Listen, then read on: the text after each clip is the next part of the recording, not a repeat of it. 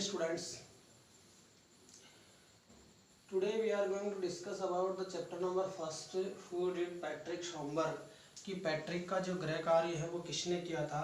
इसके हम question answer sort out कर रहे हैं। तो हमने पहली जो एक्सरसाइज करी थी उसमें कुछ क्वेश्चंस आपके सामने रखे गए थे और उन क्वेश्चंस के आपने जो है वो जवाब है आपको दिए गए थे, मतलब क्वेश्चंस लिखे होते और क्वेश्चंस को पढ़ करके उनके आंसर्स लिख करके उनको एक्सप्लेनेशन किया गया था। वो जो आंसर्स थे, अब उसके आगे वाले जो आंसर्स हैं आपके जब वर्किंग विथ लैंग्वेज, यानी भाषा के साथ आप किस प्रकार से काम कर सकते हैं। आपको इसमें एक बॉक्स दिया जाएगा, एक क्वेश्चन है वो कैसे हल करने। सबसे पहले वर्किंग विथ लैंग्वेज, भाषा के साथ हम ये लैंग्वेज टाइप के ग्रामेटिकल क्वेश्चंस जो बनते हैं वो आप कैसे हल कर पाते हैं। सबसे पहले वर्किंग विथ लैंग्वेज, लैंग्वेज के साथ काम करना। Fill in the blanks in the sentence blue with the words और phrases from the box. Fill in the blanks, नीचे कुछ ब्लैंक्स, ये जो खाली स्थान दिए गए, रिक्त स्थान दिए गए, उनमें आपको भरना है। Fill in the blanks in the sentence below with the words और फ्रेजेज, नीचे कुछ शब्द दिए गए हैं और कुछ फ्रेज दी गई है फ्रॉम द बॉक्स, इस बॉक्स के अंदर। और ये बॉक्स के अंदर दी गई जो भी फ्रेज हैं, जो भी वर्ड्स हैं, उनको आपके इन सेंटेंस को पढ़ करके इनके मीनिंग को समझ करके इनके साथ यूज करना है। अब देखिए, पहला out of luck, mystery, true to his words, chaos, semester, between you and me, look up. Out of luck यानी दुर्भाग्यशाली होना, मिस्ट्री यानी रहस्य, ट्रू टू हिज वर्ड्स अपने वचन के प्रति सच्चा होना, अपने वादे के प्रति वफादार होना, चौर्स यानी घरेलू कार्य, सेमेस्टर यानी सेशन सत्र, बिटवीन यू एंड मी आप और मेरे बीच में, लुकअप यानी ढूंढना या देखना, ये इनके मीनिंग होते हैं। यदि आपको इनके मीनिंग्स नहीं आते हैं तब आपको प्रॉब्लम आती है कि ये कहाँ आएगा, इसका अर्थ कैसे सेट होगा।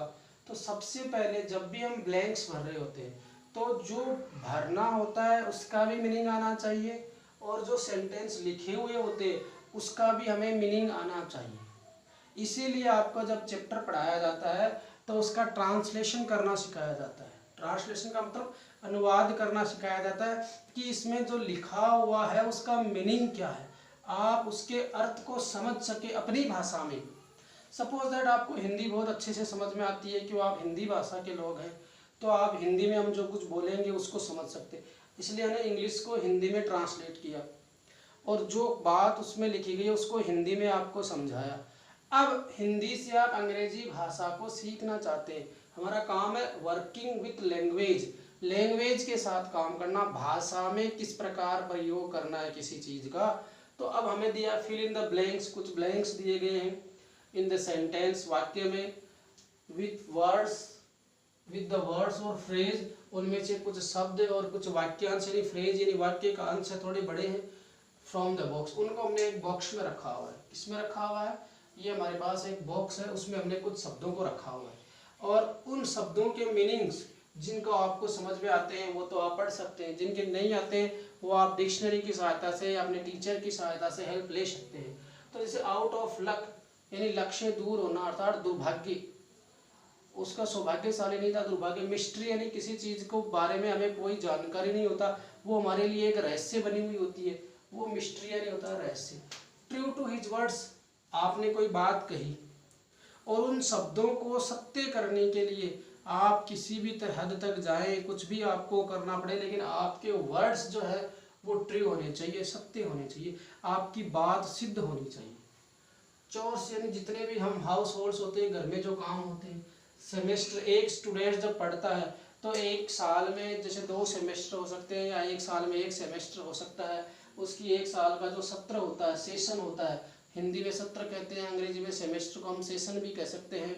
तो कैसे चलेगा, बिटवीन यू एंड मी, 2 व्यक्तियों के बीच में कोई जानकारी होना, बिटवीन यू एंड मी आप और मेरे बीच में, बिटवीन एक प्रीपोजिशन होता है और एंड कंजक्शन होता है, बिटवीन प्रीपोजिशन यू एंड मी आप और मेरे बीच में यदि कोई कन्वर्सेशन हो रहा है वो किसी और को पता नहीं है तो उसके संदर्भ में।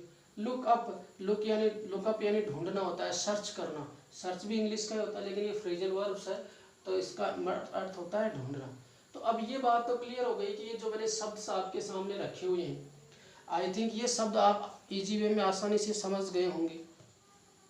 अब हमारे पास ये जो 6-7 वर्ड्स दिए गए, इनको पढ़ करके मीनिंग समझ करके इसके अंदर फिल करना है। तो यहाँ तक आई होप अच्छे से आपको मीनिंग समझ में आ गए होंगे। आउट ऑफ लग यानी दुर्भाग्य, मिस्ट्री यानी रहस्य, ट्रू टू हिज वर्ड्स यानी अपने शब्दों को सच करना, चोर्स यानी आपका घरेलू कार्य, सेमेस्टर यानी सत्र, बिटवीन यू एंड मी आप और मेरे बीच में, लुकअप यानी ढूंढना। ये कुछ ऐसे वर्ड्स थे जिनके मीनिंग्स आपको आने चाहिए थे।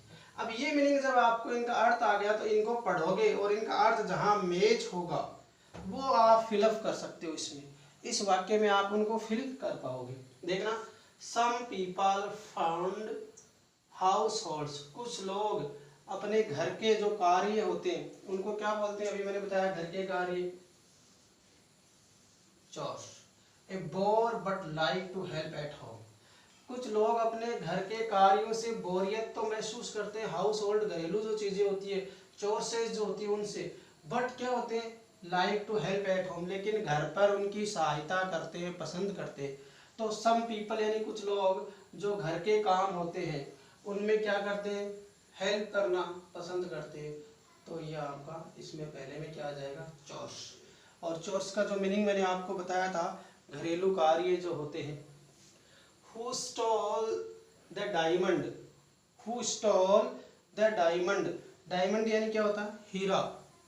Is steal a, who stole the diamond? हीरे को किसने चुराया, यानी who stole the diamond is steal a, जिस किसी ने भी हीरे की चोरी करी, जिस किसी ने भी उसको चुराया, अभी तक उसकी कोई जानकारी नहीं हुई।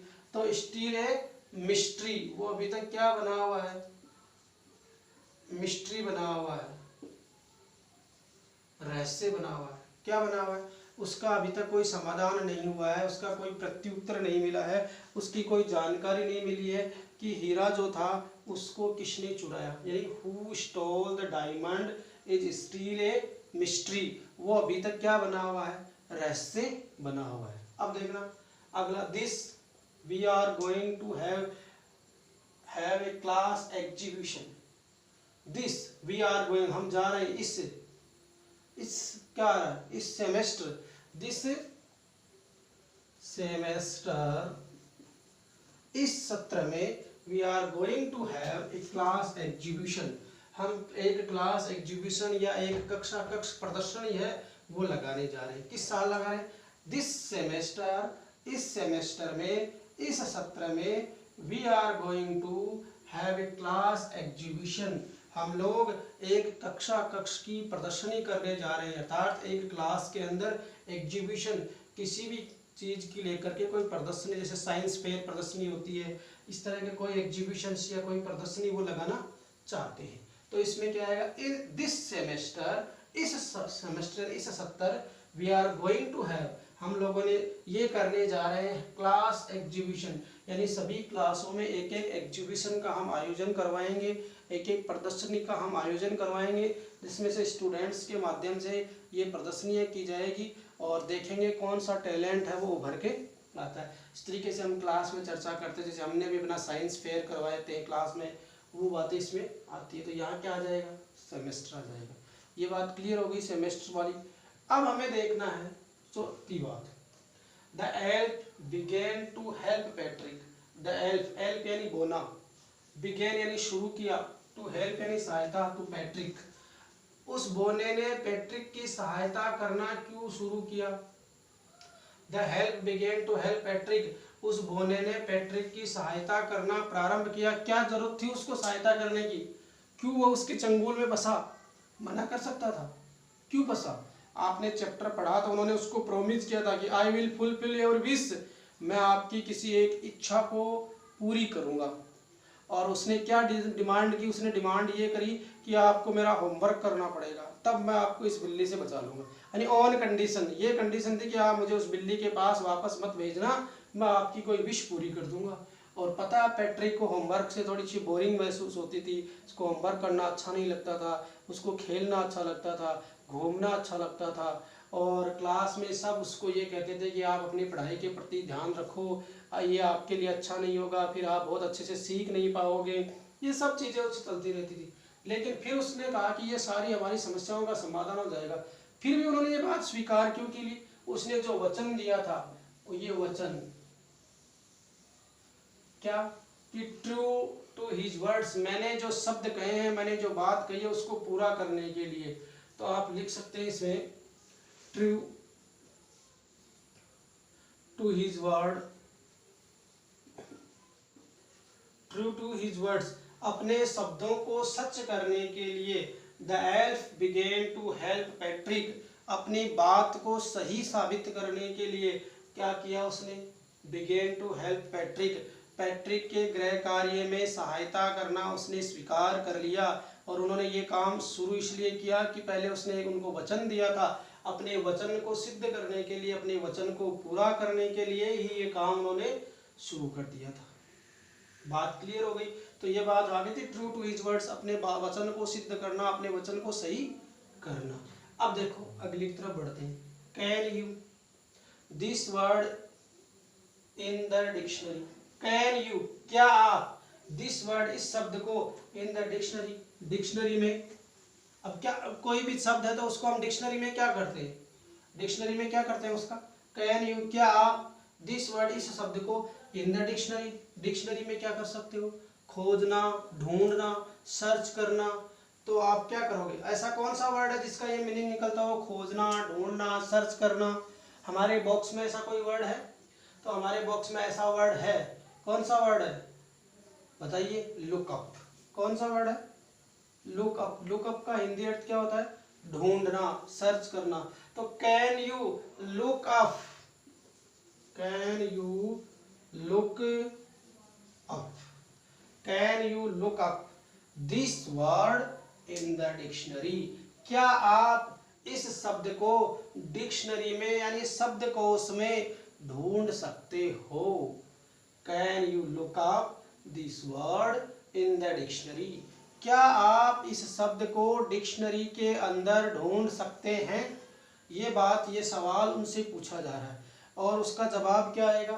Can you look up this word in this dictionary. फिर देखो अगला, I started early to be on time, I started मैंने शुरू किया था, early to be on time मैंने समय से पहले शुरू किया था, अर्थात मुझे कहीं जाना था तो मैं समय से पहले निकल गया था। But I was out of luck, क्या था? There was a traffic jam, में जल्दी निकल गया था, फिर भी क्या? ट्रैफिक जाम मिल गया। तो ट्रैफिक जाम मिलेगा तो क्या होगा? वो टाइम से पहले निकला फिर भी समय पर नहीं पहुंचा, तो ये उसका भाग्य था क्या? भाग्य तो नहीं हो सकता, ये उसका दुर्भाग्य था। तो दुर्भाग्य के लिए कौन सा वर्ड आ रहा है? Out of luck. तो मैंने यहाँ क्या लिख दिया? I was out of luck, मैं दुर्भाग्यशाली था। I was out of luck, full stop, and there was a traffic jam. I started early to be on time, मैं समय से पहले मैंने काम शुरू किया, मैं समय से पहले निकल गया। But I was out of luck, लेकिन मैं दुर्भाग्यशाली था। There was a traffic jam, वहां पर ट्रैफिक जाम होने की वजह से मैं समय पर नहीं पहुंच पाया। तो आउट ऑफ लक, ये शब्द जो है आउट ऑफ लक, दुर्भाग्यशाली था। अब देखना अगला, she said she is got a lot of books, she said, उसने कहा कि she is got a lot of books, उन्होंने कई पुस्तकें प्राप्त कर ली है। बट शी सेड, उसने कहा she got a lot of books, उन्हें कई किताबें हैं वो प्राप्त कर ली है। But between you and me, but ये आप और मेरे बीच की बात है। But between you and me, between you and me I think most of them borrowed, जो मैंने बहुत सारी किताबें प्राप्त करी है, जो किताबें मैंने इकट्ठी कर रखी है, ये आप और मैं ही जानता हूँ कि ये कैसी थी। ये मैंने उधार की किताबें थी, उधार ली हुई किताबें थी। कैसी किताबें थी? ये सब उधार की किताबें थी। यानी she says she got a lot of books, उसके पास बहुत सारी किताबें थी। बट बिटवीन यू एंड मी, ये आपके और मेरे बीच की बात है। I think most of them borrowed, उनमें से अधिकांश किताबें, अधिकांश पुस्तकें कैसी थी? उधार की थी। इस प्रकार से आपने ये जो चैप्टर जो था, इसकी ये एक्सरसाइज थी फिल इन द ब्लैंक्स भरना, मैंने बहुत अच्छे से आपको एक्सप्लेन करवाया। आई होप आपको बहुत अच्छे समझ में। ये आपका होमवर्क है, it's your homework, you can do it your fair notebook to date mention 17 July 2020।